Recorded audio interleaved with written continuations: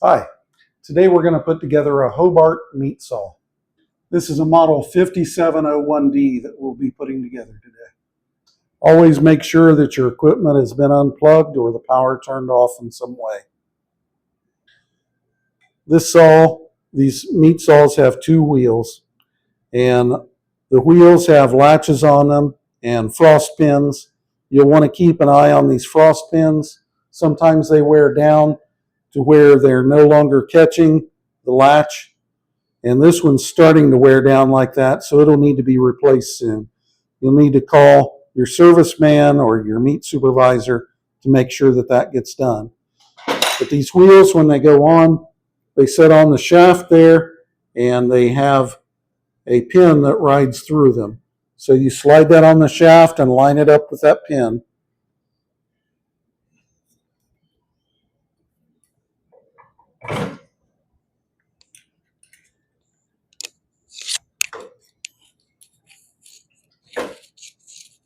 Then once you do, you lock that latch down, and you can see how that frost pin holds the latch in place. It's the same way with the top saw or top wheel. We line it up with these pins on here and latch it into place. So you can see that that frost pin locks that latch in place. Next, we're going to put on the guides. These guides are made identical, but what you've got to keep in mind is these parts wear. The blade rides right between these to scrape it as it goes through. So as those start to wear, you'll get a gap and you'll need to get these replaced. Or sometimes the screws will fall out. You'll need to make sure that you don't lose the whole scraper assembly. But one goes one way on one side and one goes the other way on the other side. And these grooves right here ride right on those white blocks there. So we'll put this one on the back. It goes with the thick groove at the top, and it's the opposite on the front one. They just ride right on to that poly block that's there. Next, we're going to put on the scraper, and again, you have to keep an eye on these. When they wear down, they need to be replaced. They ride right on this little shaft right here and set right on the wheel so that it can scrape the wheel. Then we're going to put on this other guide. The blade rides right in the middle of this one, and it just sits right here so that the blade can ride through it. Next, we're going to put on this guard, and it sets right up here. You want to put it right in place, slide it down, and put the screw through it, tighten it up. Make sure that this guard is not behind the wheel where it's going to catch on that. So just spin the wheel. You'll hear it if it is there. Next, we're going to talk about the saw blade. There are two types of saw blade. This is a bone-in blade that actually has teeth on it, as you can see. This is a boneless blade that looks like ocean waves on it. That's designed to cut boneless meat, and they're very sharp, and they can cut you just by touching it. So always be careful with these blades. But to fold and unfold these, I want to show you the tricks to this. When you have a blade coiled like this, it's coiled up energy. So when you drop this, it's going to uncoil. So you have to be ready for that. Notice I'm holding on to the back of the blade, not the front of it. And when I drop that, it comes uncoiled. So as long as you have your hand to the back of it, you're not going to get cut. And as long as nobody or anything is in the front here, they're not going to get cut. Now when you go to fold these up, you take and you put both thumbs up and you turn it inward and bring it toward you. And you roll the blade up that way. We don't put it on the floor and put our foot on it and twist it. The floor is a lot dirtier than being able to do it by hand up above like that. So remember, there's bacteria, there's anything that's been tracked in from outside on the floor. So you don't want to put a cutting instrument on the floor. So we're going to put this blade on now. We're going to start at the top and put the blade on. Just lay it on top of the top wheel, set it like that. Then take one side and put it in the guide in the back. And then work it underneath the wheel. Put it in the guides in the front and close the poly block on that guide. And you want to make sure that the blade is riding in all of these guides. You want to make sure that your saw blade is in all of these guides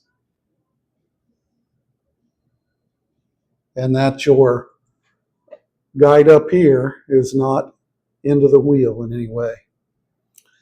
Next, we're going to tighten the wheel. And on this model of Hobart, it's at the bottom. You just tighten it. And once it goes free, it's tight. Once you've got the blade tight, you want to take your hand and spin that blade. And you'll see if it is in all the guides. You'll be able to hear if metal is touching here.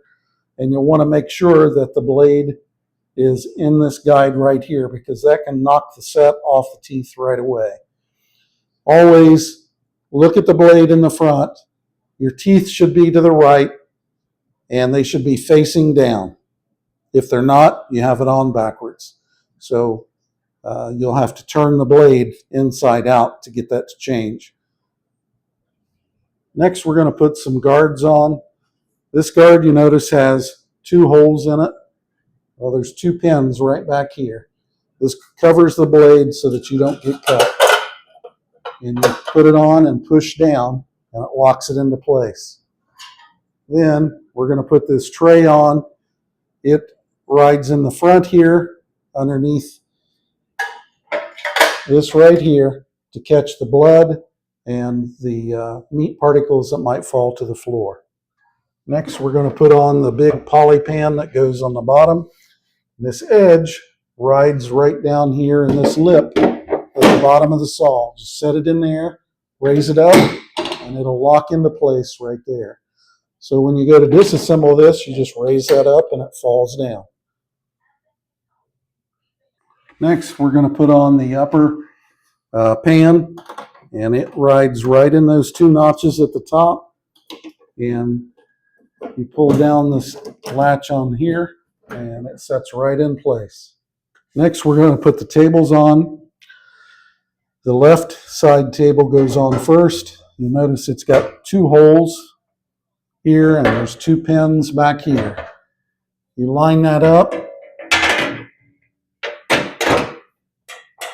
and then shove it down, and that latches that table into place. Now we're going to put on the right side table. This is the one that rides right around that gauge and has a big L cut out of the back there, and it has our depth gauge on the side.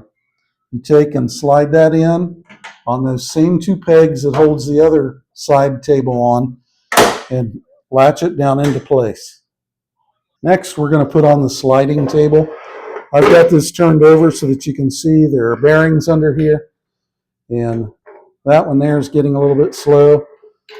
All of these things have to be checked and have to be oiled with a mineral oil. If you do this, it will make your equipment work and last a lot longer.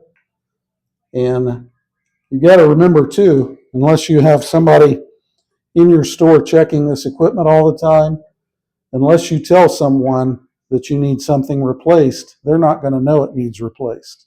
So it's up to you as the meat person to let your supervisor, your meat manager, your meat supervisor know what you're having issues with. Because it's going to affect your productivity, it's going to affect your safety.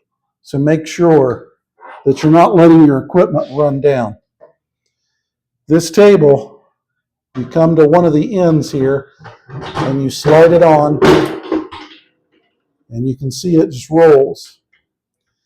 Now, what I was saying about letting somebody know, this little latch right here is supposed to slide, but it's not. it's so tight that it won't slide. I'm going to take a hammer and turn it. But this is one of the little things you need to let the people that are maintaining your equipment know about, that you need that fixed, so that you should be able to do that by hand. But you can see that easily slides now as the sliding table. Then every saw should have a guard that rides right here so that you don't endanger your hands. And these have a slot that they stick in right underneath here. So it always should be where you can get to it. That's how we put together a model 5701D Hobart saw.